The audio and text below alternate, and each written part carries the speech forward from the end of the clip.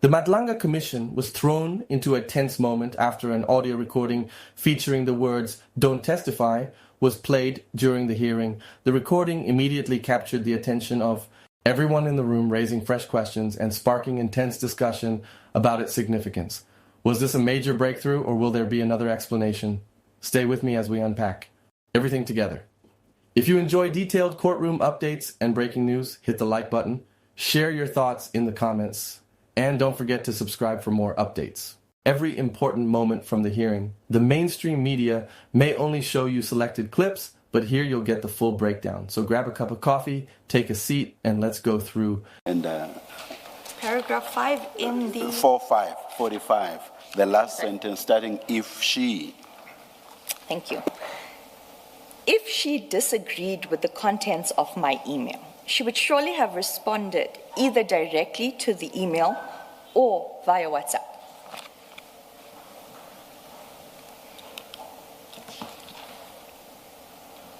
Okay, we're just trying to locate the WhatsApp screenshot. I know that it had been provided to us where Advocate Johnson responds, and it should be in the exhibit bundle, but for some reason it's not in the electronic version, but we'll come back to it later. But we have seen it.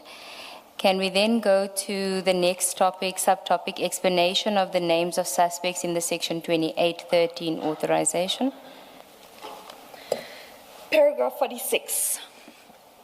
Another issue that warrants special mention is the issue raised by the Commission about the lack of substantiation of the names of the suspects listed in the Section 2813 authorization, as indicated when Advocate Johnson instructed me to prepare the application for the Section 2813 authorization. She gave me a list of suspects' names on the pink, purple notepad page. This has consistently been my version. Paragraph 47. On the 22nd of July, 2026. It's the 22nd, yes, so there's a correction. Yes. The statement says 21, but it was 22. Thank you. The Commission asked Advocate Johnson to explain the source relied upon for the names that appeared in the suspects on the Section 2813 authorization. As stated earlier, I got the names from Advocate Johnson, together with the Section 27 referral affidavit. Advocate Johnson undertook to make inquiries. Later that day, at approximately 3:10, while I was consulting with the Commission's evidence leader, Advocate Johnson called me, and the call was recorded. The Commission is in possession of the recording because Advocate Johnson had already scapegoated me in her testimony before the Commission, and I felt I needed to record our conversation. In the recording, I explained how the names ended up in the Section 2813 authorization based on the names she gave me. At the stage of the recording, At the start of the recording, Advocate Johnson made a startling remark that we gotta figure out how you don't go. In other words, find a way for me not to testify before the Commission. I have no objection to the recording being played. Chair, Commissioners, at this stage we want to play that recording for you. It is approximately 12 minutes. We have tried to only deal with what we consider to be important, but actually all of it is important. And there may be a point that we do cut it where it has nothing to do with the subject matter. It deals with three aspects. Number one, what the witness had just indicated now, a comment that they must find a way not for her to testify before the Commission. The second, her being the witness before you now. The second issue is a debate or an exchange about the names, how the names came about in the 2813. And then there is some criticism that Advocate Johnson makes towards the Commission and the process that the Commission is following, which we don't think is relevant, but it may be that we have to play the entire recording so that it's not suggested that we are withholding anything insofar as the recording is concerned, Chair. But And I believe that all three of us have very thick skins. I believe so too, Chair. Thank you. So if you just indulge us, we'll be listening to it for the next 10 to 12 minutes. Sorry, Advocate Ramsamy, if you can switch off your microphone. Hi, Advocate Johnson. Hello. How are you? Fine, and you? Well, they put me through the paces for the section 2813 on the diversion. commando matter. Yeah. Okay. I haven't been watching. I've been so busy. Yeah. Don't worry. I think they're gonna call you. Oh God. I'll come and tell you why. Mm. We'll have to figure out how you don't go. Okay. So they said to me, I must tell them step by step. I said, I get the 2813. Usually we give it to a team. Santosh is the deputy, but I give it to Drew. Yeah. You use it to compile a section 2813. Mm. Now they're saying when they look at the 2813, Yeah. must just check, the annexure that has all the names of the people, annexure A, it has all the suspects. Now Yeah. when you look at the 2813, Mm-hmm. you could only really make out Kumalo, maybe Madondo and Lushaba. Yeah. Where did you get all the other names from? That page that you gave me, the names were on that page that you gave me. The one in the folder. The one in the handwriting on the pink purple page. Where would we have got those names from? I don't know, you gave it to me on the morning just before I rushed to court. You gave me the 27 referral and the names on the handwritten page.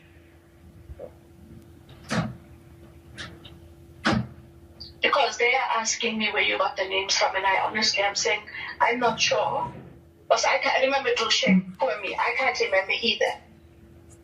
No, I remember distinctly because that's why I also put it in my email where I received the 27 referral and I received that piece of paper with handwriting and it was the suspects that was written on there.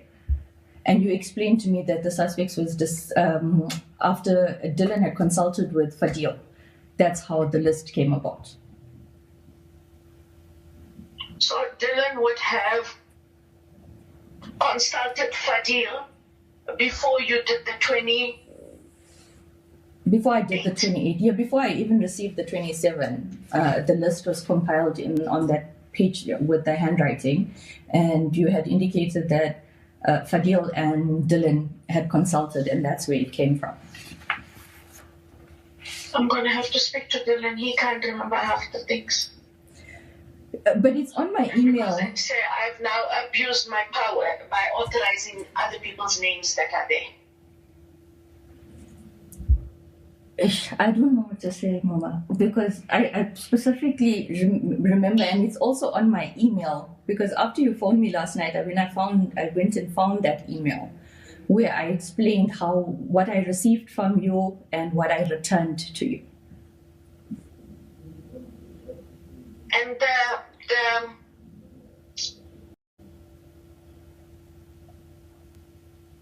Mama? Section 28, Mm-hmm. 13, you would have brought an application, would you not? You asked me to email it to you. Remember, I was in court with Speaker Matter, and then you asked me to email it to you that evening so that you can sign it the next morning. Yeah, but what I'm saying is, so I signed the authorization. Yeah, the 2813 authorization. Yes, but did you put an application together for the authorization?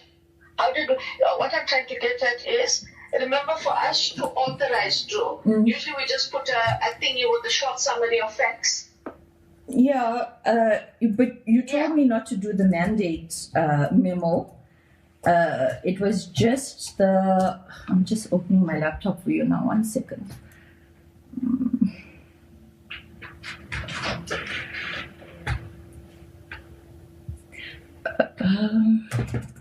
What date was it, Mama? The 5th or the 6th? I signed on the 6th. It should be 5th. Okay. Just checking now.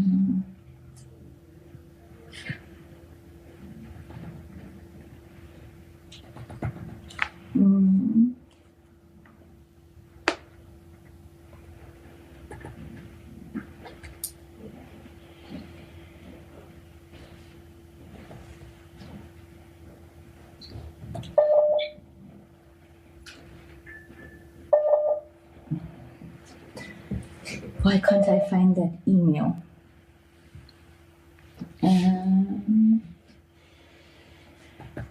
No, I think I didn't do that. I think the facts and all of that was covered in the email I sent. 27. Yeah, in the 27. And then remember, I did a summary of the 27 and the dockets that we collected.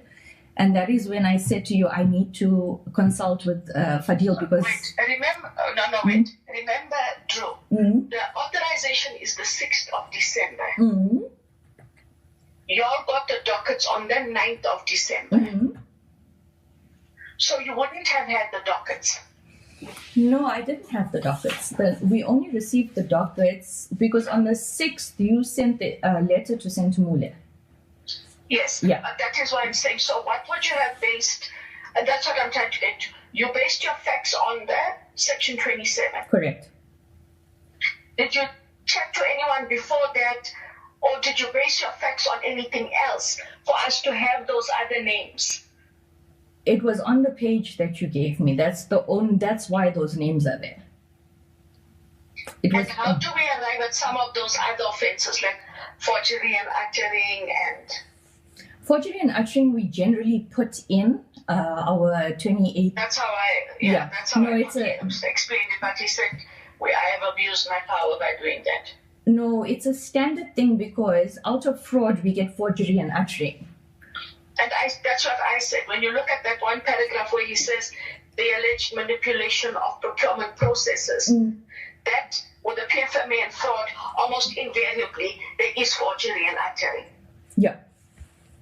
And that if we don't put it in, then we can't deal with it. And remember with the... So what they're doing is, they dissect word for word. Yeah, that's why I stopped watching. Yeah.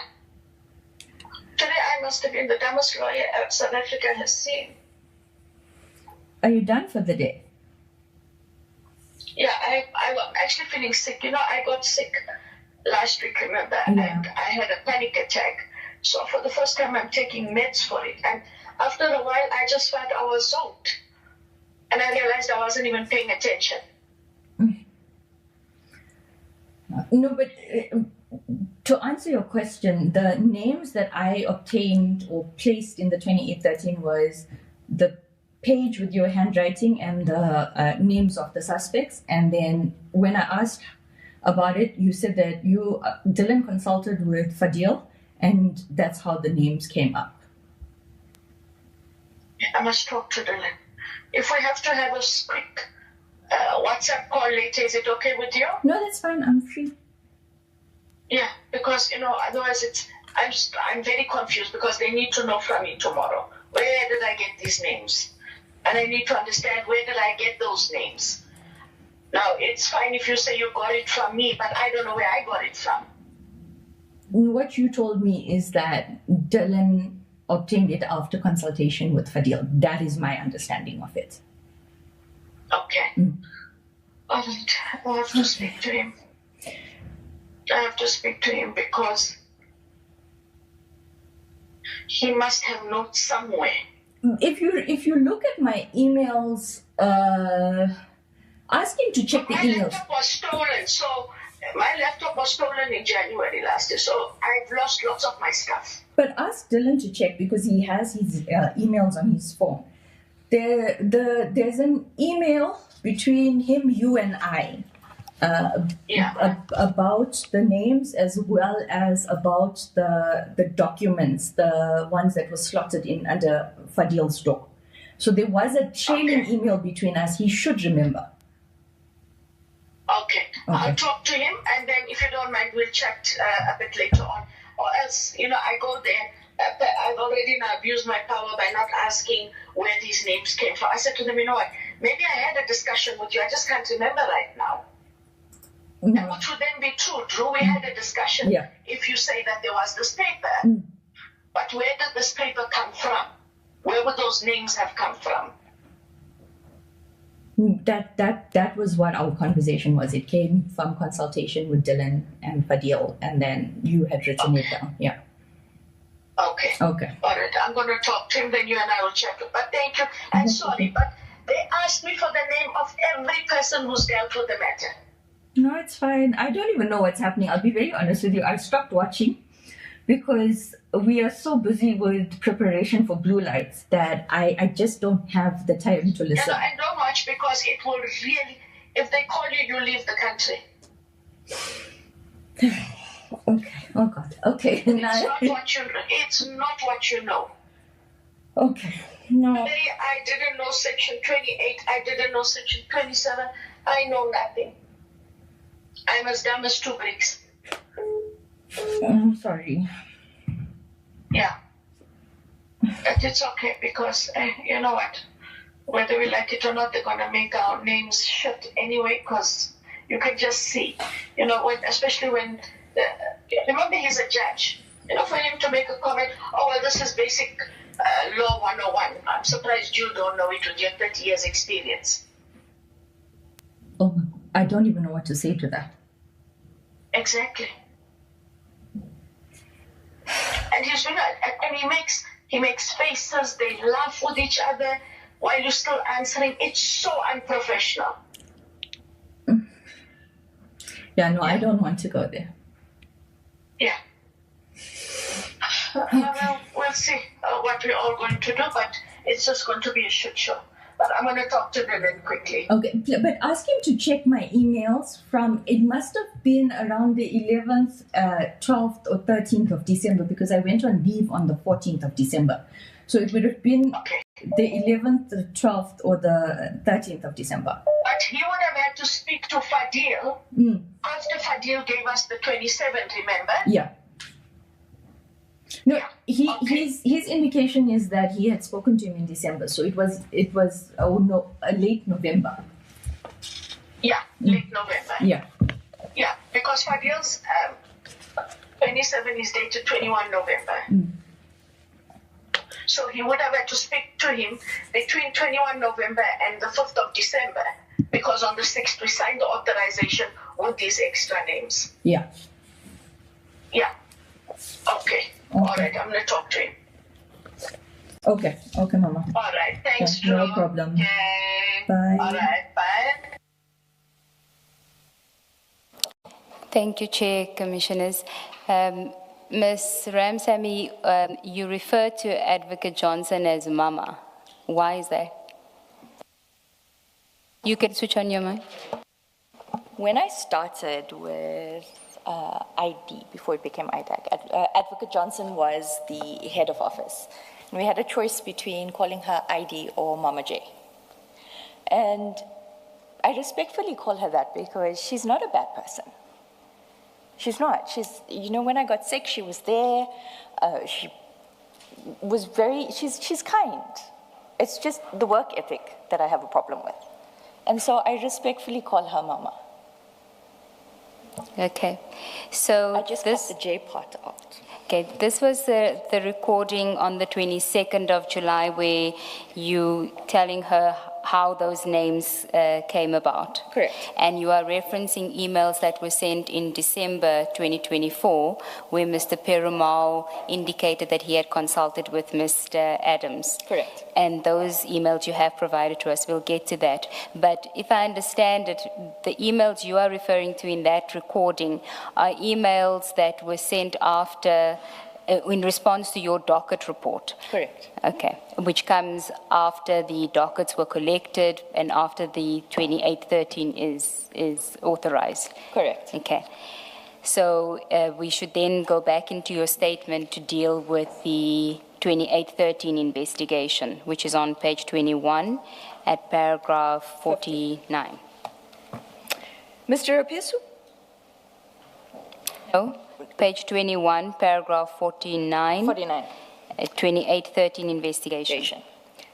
Returning to the events of December 2024, on the 6th of December 2024, before the staff meeting, I went to Mr. Rapesu, who had been designated as one of the investigators in the Adams referral. I trusted Mr. Rapesu. I had to show him the affidavit because I had such unease about what I was instructed to do, especially given the lack of substantiation of the allegations contained in this Section 27 referral affidavit, and the fact that I had been given names of